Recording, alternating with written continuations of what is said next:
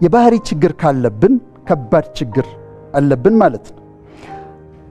ምን ይባላል? when character is lost everything is lost ይባላል። ሀብትን ልታጣው ትችላለህ፣ መልሰህ ታገኘዋለህ። ጤናም ማተው መልሰህ ልታገኝ። ግን if you lose your character you lose everything ይባላል። you lose everything። ይሄን ያህል ኢምፖርታንት ነው ማለት ነው። ስለዚህ ምን እናድርግ? ሁላችንም እኔም የማደርገውን ነው መነግራችሁ። አንደኛ ራሳችንን እንመልከት፣ ሰልፍ ኢቫሉዌሽን እንስራ። እንዴት ነኝ እኔ? ጸባዬ እንዴት ነው? ምንድነው ጸባዬ ላይ ያለ ችግር? ምንድነው መሻሻል ያለበት ነገር? ምንድነው ብዬ ልጠይቅ። ራሴን ኢቫሉዌት ላድርግ፣ ሰልፍ ኢቫሉዌሽን ልስራ፣ ልመልከት፣ ራሴን ወደ ውስጥ ልመልከት። እንዴት ነው ከሰዎች ጋር ኮሙኒኬት እያደረግኩ ያለሁት? እንዴት ነው ማወራው? ነጫጫ ነኝ ወይ? አስቸጋሪ ሰው ነኝ ወይ ብዬ ራሴን መመርመር አለብኝ።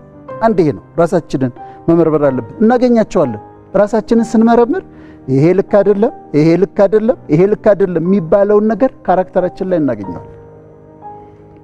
ሁለተኛ ላንናደድባቸው ቃል ገብተን ላንቀየማቸው ቃል ገብተን ጓደኞቻችንን እንጠይቃቸው።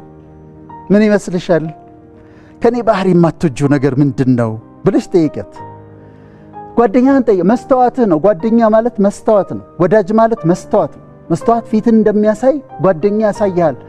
ላትቆጣው ቃል ገብተህለት ምን ባስተካከል ደስ ይልሃል? ከካራክተሬ ከባህሬ የማትወደው ወይም ጥሩ የማይመስልህ ነገር ምንድነው ብላችሁ ጠይቁት። ይነግሯቸዋል። ሶስተኛ አንዳንድ ትችቶች ሲመጡ ሰዎች ሲተቿችሁ ዲስትራክቲቭ ክሪቲሲዝም አለ፣ ኮንስትራክቲቭ ክሪቲሲዝም አለ።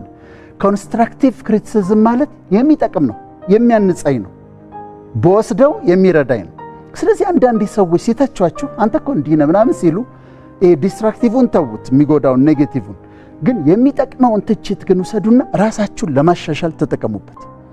ስለዚህ ራሳችሁን ታያላችሁ፣ ጓደኞቻችሁን ጠይቃላችሁ፣ ክሪቲሲዝም ከሰዎች ትችቶችን ተወስዳላችሁ፣ ራሳችሁን ታሻሽላላችሁ፣ በጣም ታሻሽላላችሁ። እኔ አንድ ነገር ልንገራችሁ። አንድ ሰው 2-3 ዲግሪ ሊኖረው ይችላል። ዲግሪ ብቻውን አያስከብርም፣ በፍጹም ብቻውን አያስከብርም። አንድ ሰው ብዙ ንብረት ሊኖረው ይችላል፣ በጣም ባለ ሀብት ሊሆን ይችላል። ሀብት ብቻውን አያስከብርም። ሀብት ስላለ ሰዎች አያከብሩህም።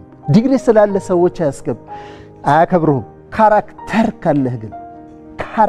ካለህ ግን መልካም ባህሪ ካለህ ግን በህብረተሰብ ውስጥ የምትከበር፣ ሰዎች ከመቀመጫቸው የሚነሱልህ ሰው ትሆናለህ። ስለዚህ ሁላችንም ራሳችን ላይ እንስራ።